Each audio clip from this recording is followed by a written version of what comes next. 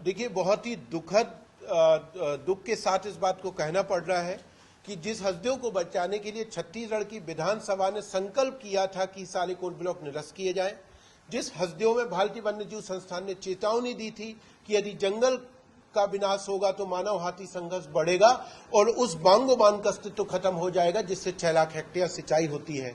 वहां की ग्राम सभाएं, जो 5वीं अनुसूची की ग्राम सभाएं हैं, जो लगातार विरोध कर रही हैं और अपने विरोध को पुख्ता करने के लिए और न्याय के लिए 300 किलोमीटर पैदल चल के राज्यपाल से मिले थे। इन तमाम तथ्यों को दरकिनार करते हुए और सिर्फ एक उद्योगपति के दबाव के चलते हस्दियों के जंगल का विनाश किया जा रहा है। कल और परसों, आज और कल जो जंगल कटा है, परसा कोल ब्लॉक, ये नया कोल ब्लॉक है और इसके जो प्रभावित गांव हैं, जो ग्राम सभाएं हैं, इन्होंने कभी भी ग्राम सभा में कोई सहमति नहीं दी। 2018 में फर्जी प्रस्ताव बनाए गए थे जिसकी जांच अनुसूचित जनजाति आयोग में चल रही है और अनुसूचित जनजाति आयोग ने यह पाया है कि वो फर्जी ग्राम सभाएं थीं और उस फर्जी ग्राम सभाओं के आधार पर जो वन स्वीकृति और पर्यावरणीय स्वीकृति जारी की है उसको शासन को वापस लेना चाहिए। आपको याद होगा 2022 में छत्तीसगढ़ शासन ने एक पत्र केंद्र को भेजा था कि परसा कोल ब्लॉक की वन स्वीकृति को निरस्त किया जाए। जिस परसा कोल ब्लॉक को निरस्त करना चाहिए था, आपने हजारों की संख्या में फोर्स लगा के और पेड़ों का विनाश किया है। वहां के जो धार्मिक आदिवासियों के देव स्थल है, बूढ़ा देव, उनके जंगल को काट दिया गया और जब लोग उसको विरोध कर रहे हैं, उस जंगल को कटने से रोक रहे हैं कि ये हमारा संवैधानिक अधिकार है बचाने का, आप हमारे जंगल का विनाश मत करिए, तो पुलिस लाठीचार्ज कर रही है, दमन कर रही है। लोग बोल रहे हैं दमन हो रहा है। अरे, बिना अनुमति के पुलिस का आना ही उस जंगल में पहली हिंसा है, पेड़ काटना दूसरी हिंसा है और जब लोग शांतिपूर्ण विरोध करेंगे तो लाठीचार्ज करना तीसरी हिंसा है और उस हिंसा के विरोध में लोग हाथ बांध के खड़े नहीं रहेंगे। ये दुखद रूप से कहना पड़ेगा कि एक उद्योगपति को लाभ पहुंचाने के लिए छत्तीसगढ़ के आदिवासियों के अधिकारों को कुचला जा रहा है। दमनात्मक कार्रवाई के आधार पर हस्दियों के जंगल का विनाश हो रहा है। तीन कोल ब्लॉक राजस्थान को आवंटित है। परसा ईस्ट केतेवासन दूसरा चरण, जिसके लिए 2.5 लाख पेड़ कटना है।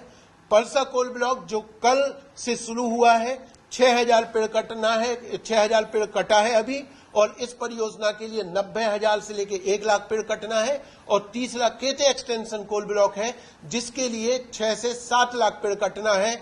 अभी इन तीनों परियोजनाओं के लिए आने वाले दिनों में कुल 9 से 10 लाख पेड़ कटना है और आप ये समझिए कि यदि ये 9 से 10 लाख पेड़ कटे तो ये छत्तीसगढ़ जो है, ये जो हस्दियों है, छत्तीसगढ़ का फेफड़ा है।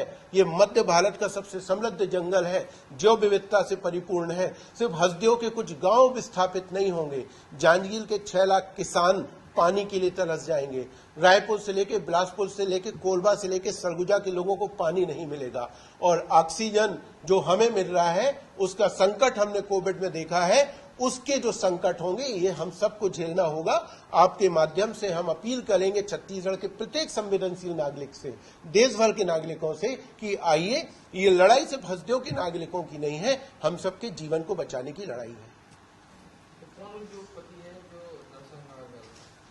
इसका लाभार्थी अडानी है क्योंकि एक राज्य सरकार है, उस राजस्थान को कोल ब्लॉक मिला है, लेकिन उसका बड़ा लाभार्थी अडानी है क्योंकि जो खनन का अनुबंध इस तरीके से किया गया है कि 30% कोयला लिजेट के नाम पे अडानी कंपनी को मुफ्त मिलता है। और जिम्मेदारी के साथ ये कह रहा हूं, इस तमाम रिपोर्ट आ चुकी हैं कि उस लिजेट कोयले से राजस्थान के पावर प्लांट नहीं चलते, लेकिन अडानी का जीएमआर और रायगढ़ का प्लांट चलता है, तो फ्री में कोयला मिल रहा है। राजस्थान अपने ही पावर प्लांट से महंगे दर पे अडानी से बिजली खरीद रहा है। और एक और महत्वपूर्ण बात मैं आपको बता दूं कि राजस्थान जिस जंगल को जाड़ रहा है कोयले की जरूरत के लिए, राजस्थान की कुल जरूरत आज 12,000 मेगावाट है।